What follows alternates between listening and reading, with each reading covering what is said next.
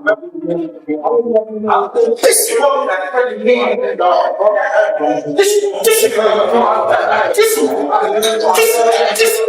that's what it was. And after the sparring, we respected each other. Like, it was a different type vibe after we sparred, honestly.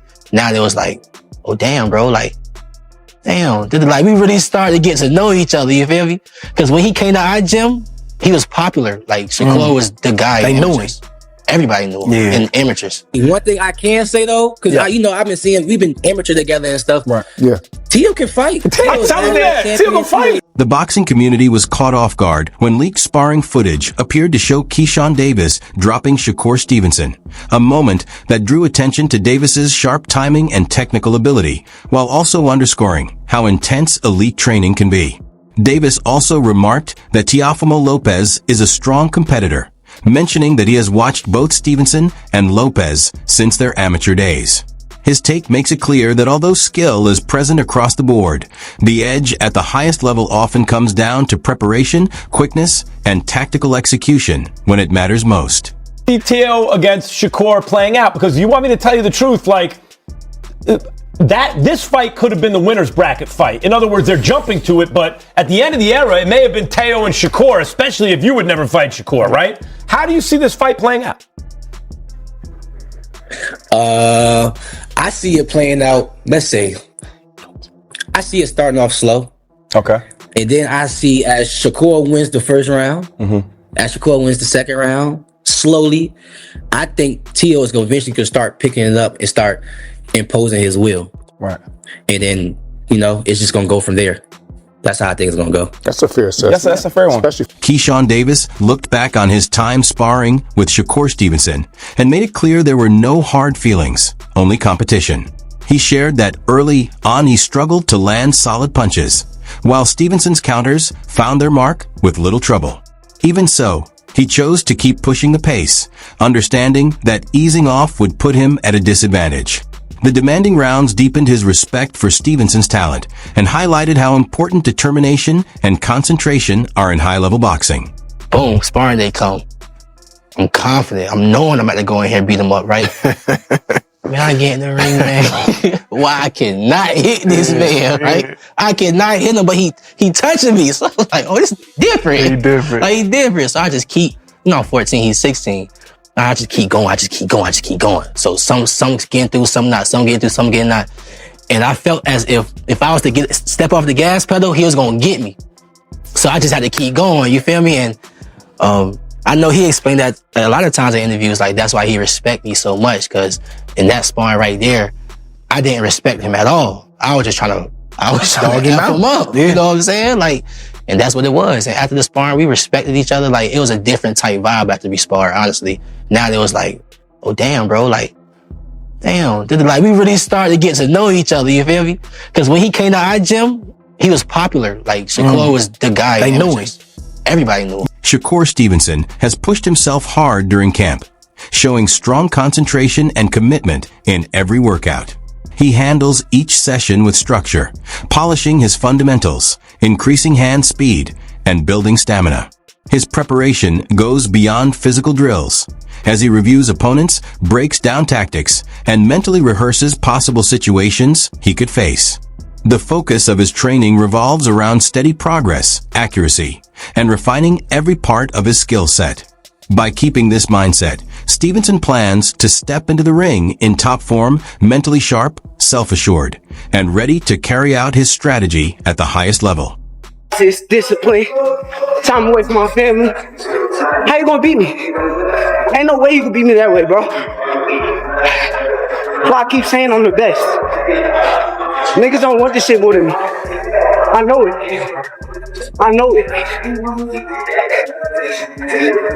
I want this shit so bad.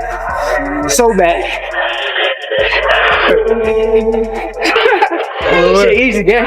Easy, man. Easy. Always easy, man. You already know. Always easy, man. This supposed to be a sprint. Let's go. This ain't no sprint. No, it's a job. Let's go. We ready. Keyshawn Davis speaks about his deep history with Shakur Stevenson, explaining that their relationship started early and felt more like family than just fellow fighters. Even with that closeness, a natural rivalry formed, motivating both of them to raise their level and test one another as their careers progressed. That balance of friendship and competition played a key role in their development, as they grew by learning from each other while still aiming to stand out on their own. Davis stresses that their competitive edge was always built on respect and a common goal of climbing to the top of the sport. It's family, bro. Like I'm never ever fighting Shakur. You know what I'm saying? I'm not. It's not even gonna feel right. What were some of the experiences like with you guys growing up like as young men and young teenagers in Virginia? Like what's some of those things that shaped you to know like he's my brother, man, I could never do that? Yeah, the moment when I was like, all right, yeah, Shakur, I genuinely actually got real love for you was when I was going through my deep depression times. Even before I was going into the mental home, I used to tell my brother a lot. But then I started like backing off from my little brother because he was my little brother. I started talking to Shakur a lot about like how I was feeling and how I was thinking and what I was doing to myself. And Shakur was just giving me advice that I really like taking and like, damn, okay, I got you and stuff like that. And then I end up going to the mental home and, you know, like he calling me in there, checking up on me and stuff like that. I get out of the mental home, he pulling up on me, making sure I'm straight, making sure I get back in the gym, making sure I continue to do what I love. So he was there for me. During an appearance on Ariel Helwani's program, Shakur Stevenson openly discussed his scheduled matchup with Teofimo Lopez. Known for his accuracy and ring IQ, Stevenson responded to those questioning whether he is prepared to face Lopez, making it clear he has full belief in his ability and stating that Lopez has yet to deal with someone at his level. He explained that his mix of quickness, tactical awareness, and adaptability would present challenges Lopez has not previously experienced. Stevenson made it clear that his attention is on the task itself rather than outside noise, reflecting a mentality built on preparation, performance, and long-term achievement. His comments showed both confidence and a strong grasp of the strategic discipline required to handle a puncher with Lopez's reputation. He also spoke about remaining loyal to his natural approach, saying he has no intention of changing his identity to satisfy expectations or getting drawn into unnecessary exchanges. Instead, he plans to fight in a measured way, managing range, rhythm, and timing to capitalize on opportunities as they appear. By staying calm and relying on his technical understanding, Stevenson aims to control the action from the start. This outlook underscores his growth, showing a fighter who values planning over impulse and reinforcing why he is viewed as one of the sport's most thoughtful rising talents. It's cool. I mean, that's their opinion. Like, you know, they could say that. But I know he never fought nobody on my level. Like, I'm 1,000,000% sure that Teo has never seen nobody as good as me in his life. He's talking about, like, once he gets through you, then he wants Crawford, names like that. How do you think he would do against someone like Terrence at this point? I think he gets knocked out. Can't even hang with him. Yeah, he's too little. Bud is too big for him. Right. As far as skills, though, do you think he's on par with the likes of Terrence? I'm not going to say he's on a Terrence Crawford level of skills, but he's very skillful. He got a lot of things with him that puts him at a high level.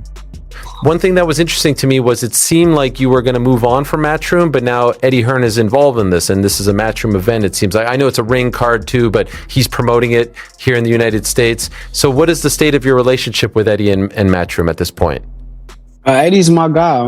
I'm actually not signed to Matchroom, but he's my guy. I'm a big fan of Eddie Hearn, and nothing but respect to him, but I'm glad he's the promoter that's on this card. I'm glad to share the spotlight with his promotional company. So if he's your guy, how come you're not signed to Matchroom? I mean, it's just business. If it makes sense, then I will. You know, if it come down to it and that's what makes sense, then we'll do it. But right now, I don't think it makes sense. Okay, so are you just more of like your own man at this point? Your own entity? Yeah, I am. Okay. Do you negotiate with the ring people, with Turkey? You just do that yourself? No, me and my manager, Jay Prince. Bozy Ennis, known for his work as a boxing trainer and analyst, shared his view on a potential Stevenson-Lopez clash and cautioned Teofimo Lopez not to take Shakur Stevenson lightly. He explained that Stevenson's quickness goes beyond simple hand speed serving as a key weapon that helps him manage exchanges, slip incoming shots, and set up accurate counters. Ennis pointed out that competitors who depend mainly on power while overlooking timing and footwork often struggle against a fighter with Stevenson's style. In his opinion, Lopez needs to fully acknowledge the threat in front of him, as Stevenson's blend of ring intelligence and sharp movement creates a complex and risky challenge.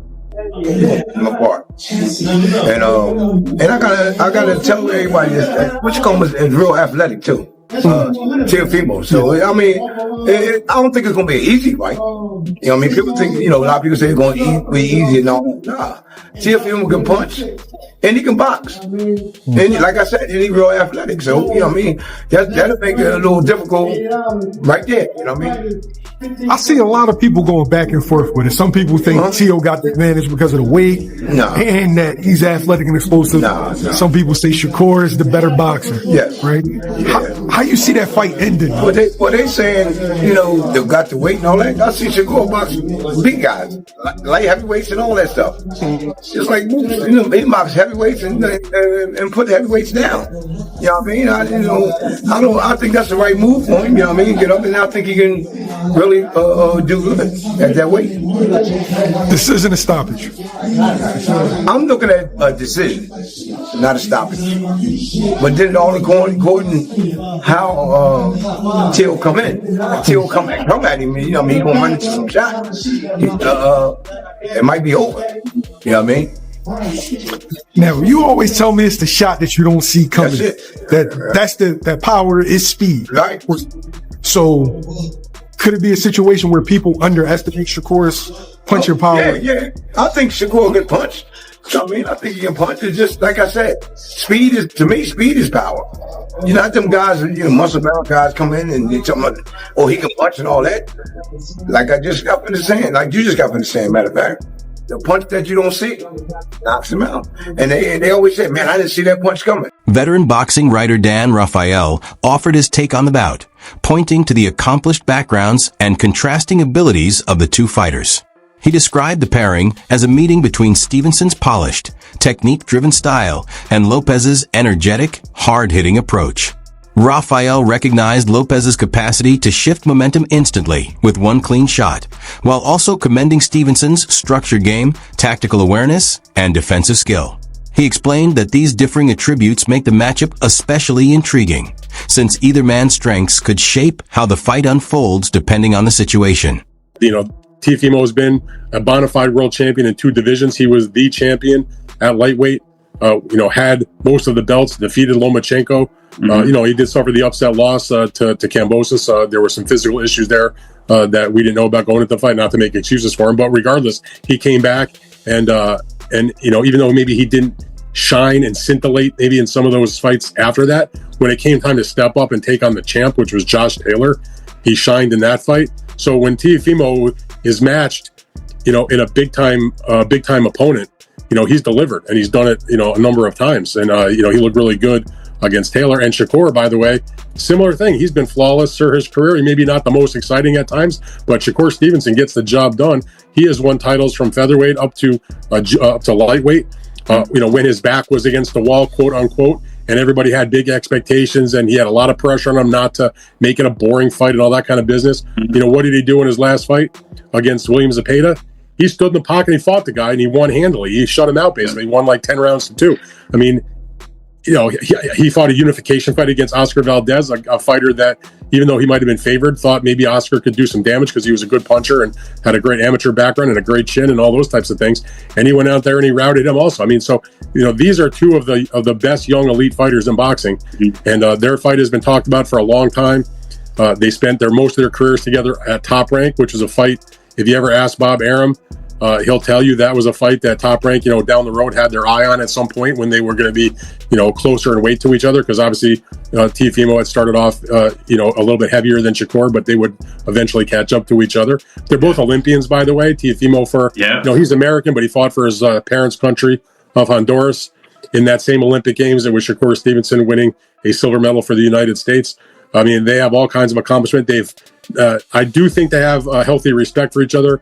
They know each other for all the years being at Top Rank events together. They fought on the same undercard twice when the main event was Terrence Crawford, who was obviously very close to Shakur, but Teofimo was on those shows also. So, and they're doing it in the right place. This is not a fight they're taking to a place that doesn't make sense.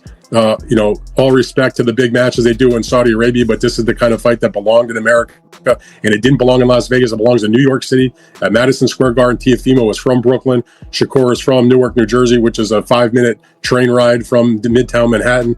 I mean, it's got everything you want to see. The Garden hasn't had a lot of big fights in the main arena over the last few years. The last one they had was the third fight between Katie Taylor and Serrano. But before that, it'd been, a couple of years, I think, since they had a main arena fight. So Tim Bradley, a former world title holder and well-known analyst, looked at the bout from a technical standpoint and considered its importance to the sport.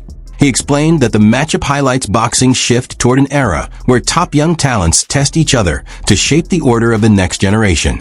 Bradley compared the situation to the rise of Devin Haney, pointing out that fighters like Stevenson represent a wave built on skill, adaptability, and ring IQ in addition to raw power. In his view, this contest gives both Stevenson and Lopez a platform to confirm their standing in boxing, showing how emerging stars blend physical strength with refined technique. He noted that Stevenson sets a benchmark for accuracy, quickness, and tactical sharpness, forcing opponents to raise their level. Lopez, recognized for his explosive style and athletic gifts, must adjust to Stevenson's calculated approach. Bradley added that younger fighters can take lessons from each man, from Stevenson's discipline system to Lopez's ability to apply force and command moments under pressure. He ultimately described the fight as meaningful not only for the competitors involved, but also as a reflection of the sport's ongoing development. Yeah, I think Devin Haney setting the trend. Devin Haney setting the trend. Yeah. Yep, he's setting the trend. Now all these young guys starting to test themselves against each other now. That's what we want to see. That's what we want to see. We want to see who the best is, yo. And then the winner of this fight right here needs to fight Devin Haney. Why not? Why not? Keep it going. Keep it going. But anyways, look, this is a message, man. Anybody that's going to be working that hard, y'all better make sure y'all do y'all damn homework. I'm talking about any commentators, any host, anybody. Do your damn homework, man, for real. You know what I'm saying? Because it's not going to be one of them fights where it's going to be rock'em sock'em, both guys hitting each other and stuff like that. No, it's going to be small, little nuancey type of things that if you don't know what you watching, you can't tell us what the hell is going on. All the fans at home going to be like, what's going on? You know, that they don't have the knowledge that you supposed to have to give us some food for our damn thoughts. So do your damn homework on this, okay?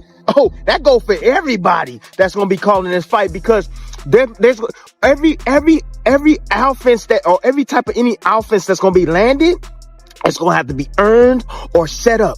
Both these guys are intelligent, right? Teofimo Lopez, explosive as hell. He's smart as well. Shoot, you got to remember, this man was the first man to beat Lomachenko. Yeah, well before Haney. Yeah, So, look, check this out. And you already know Shakur Stevenson. You know what he bring into the ring. Defense first. Yep, defense first. You ain't getting nothing. I'm gonna get mine when I get mine and when I want to get mine, but you ain't getting nothing. So look, y'all might perceive this fight as being boring and this and that. This gonna be one hell of a technical battle that I